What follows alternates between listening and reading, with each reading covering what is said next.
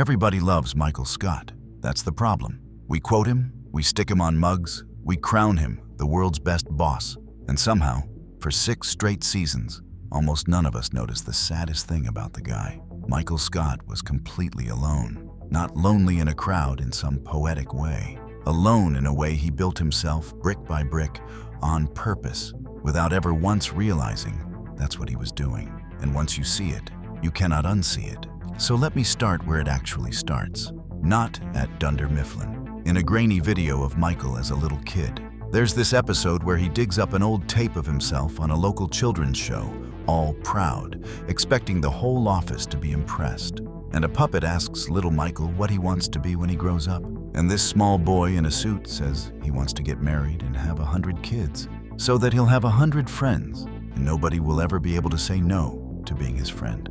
Sit with that for a second. That is not a child who wants a big family. That's a child who has already done the math on rejection and decided the only safe way to be loved is to manufacture people who literally can't leave.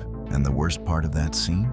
The kids in the room do the math right back at him. They ask if he got married, if he had the kids, if any of it happened, and he goes quiet, and he retreats into his office because the tape he thought was a flex was actually a confession he'd been hiding from himself for 40 years. That one line explains the entire man, because Michael grows up and he never once stops running that exact strategy. Think about how he even ended up at that job.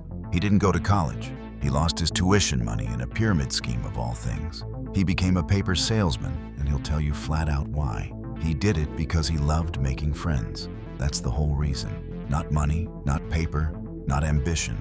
A job was just a room with people in it who were contractually required to talk to him. And when he got promoted to regional manager, he didn't get a team. In his head, he got a family. 15 people who, conveniently, cannot say no to being his friend because he signs their time cards. And here's the part that turns this from sad into tragic. The show actually tells you, out loud, that Michael would have been fine somewhere else. Put him in a room full of equals, other salesmen, people on his level, and he's charming, he's warm, he closes deals nobody else can close because he genuinely connects with people. He's good with clients, he's good with strangers. The one arrangement where he falls apart is the exact one he landed in, being the boss. Because the second you're everyone's manager, every single person who could have been your friend is now also your subordinate.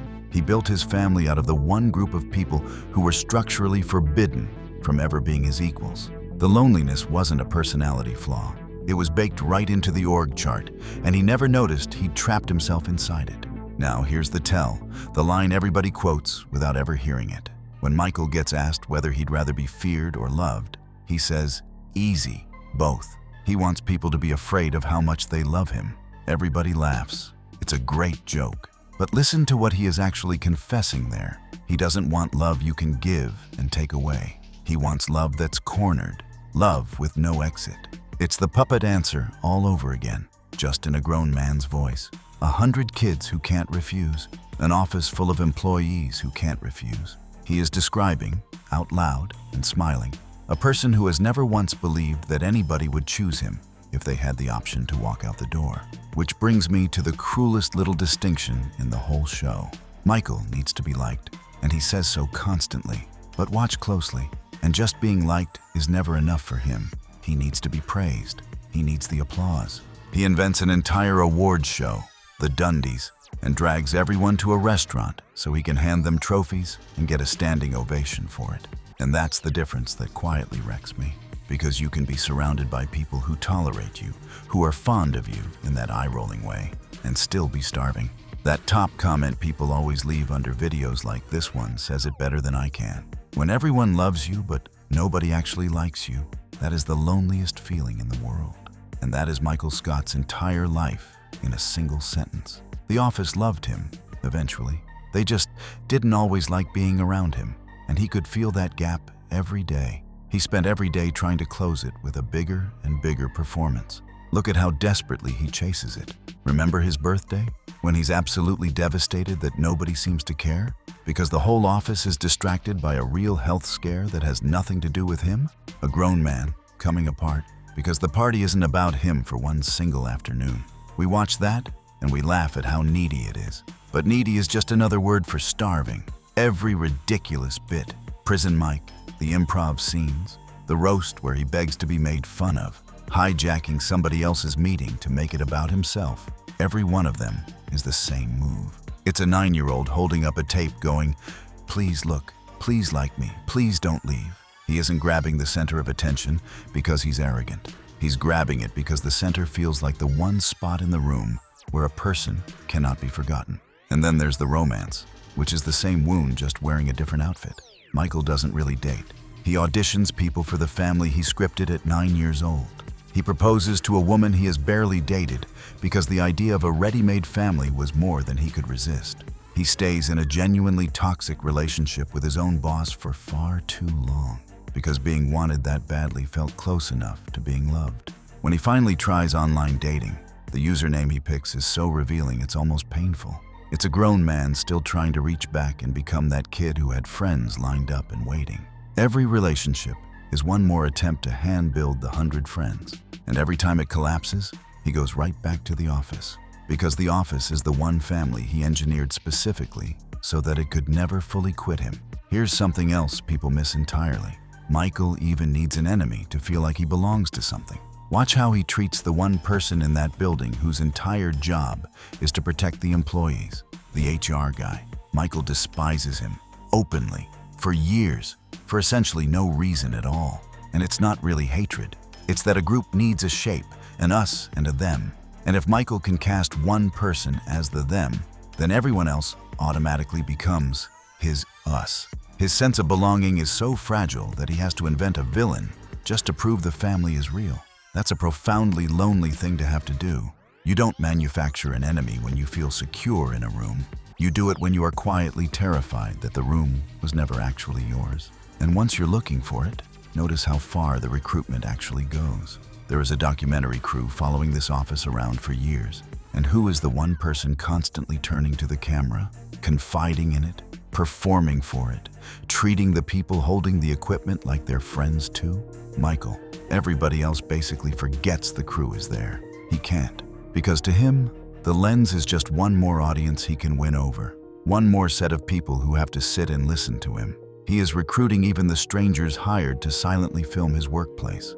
That is not the behavior of a man with a full life. That's a man scanning every single room for anyone who might possibly stay. Now, hold all of that in your head at once. The tape, the job he took just to have people, the org chart he trapped himself in, the love with no exit, the applause he needs, the enemy he had to invent, and watch what the writers finally do to him. They give him Holly, and Holly is the one person in the entire series who loves Michael the exact way he always wanted, freely, with no time card, no obligation, no fear. She chooses him, not because she can't say no, but because she genuinely wants to say yes. And for the first time in his whole life, the 100 friends strategy is completely obsolete because one real person showed up who never needed to be trapped into caring about him at all. And here comes the gut punch, the piece of structural cruelty that almost everybody slides right past. To keep that love, the real, chosen, no exit required love, Michael has to leave. He has to physically walk out of the building. He has to abandon the fake family he spent his entire adult life assembling in order to hold on to the one true thing he finally found. The show quietly rigs it so that love and belonging, for Michael specifically, cannot exist in the same place at the same time. The family he manufactured and the person who actually loves him are in two different cities. He can have the crowd or he can have the connection. He is not allowed to keep both. 100 friends who can't refuse, or one who genuinely doesn't want to. He finally gets to choose. And choosing means saying goodbye to every single person he ever collected. And you know what truly breaks me about that goodbye? It's the exact moment we discover the love was there the whole time. When Michael actually leaves, the office comes apart at the seams. Jim, the guy who spent years rolling his eyes at him, chokes up and calls him the best boss he ever had. People Michael was certain merely put up with him turn out to be quietly, genuinely devastated. And Pam, remember Pam once had an art show that almost nobody bothered to attend, except Michael, who showed up and beamed at her work when even the people closest to her couldn't be bothered. Pam runs through an airport, gate to gate, just to catch him before he's gone. so she can finally say out loud the thing nobody ever said to his face. All that love he was starving for, it existed. It had been in the room with him for years. Nobody ever told him, because that is almost always how it goes. People feel it, and they assume you already know, and they never actually say the words. He built his whole life around forcing people to prove they loved him, and the proof was sitting there the entire time, just too quiet for a man that loud to ever hear. So here's what the show is really telling you, underneath all the cringe and the punchlines. Michael Scott's tragedy was never that he had no one. He had 15 people. He had a soulmate. He had a branch that would have walked through fire for him by the end. His tragedy is that he spent 40 years so completely convinced he was unlovable that he engineered an entire fake family just to guarantee he'd never be left. And by doing exactly that, he made it impossible to ever believe a single bit of it was freely given. When you have to trap people into loving you, you never actually get to feel loved. You only get to feel safe from being alone. And those two things are not the same. They are not even close. That is the real loneliness, not an empty room, a completely full one that you can never quite bring yourself to trust. And the quietest, saddest part of the whole thing, he only got the answer he'd been chasing his entire life on the very day he finally walked out the door. If this made you see Michael a little differently, subscribe. There's a lot more hiding under the comedy.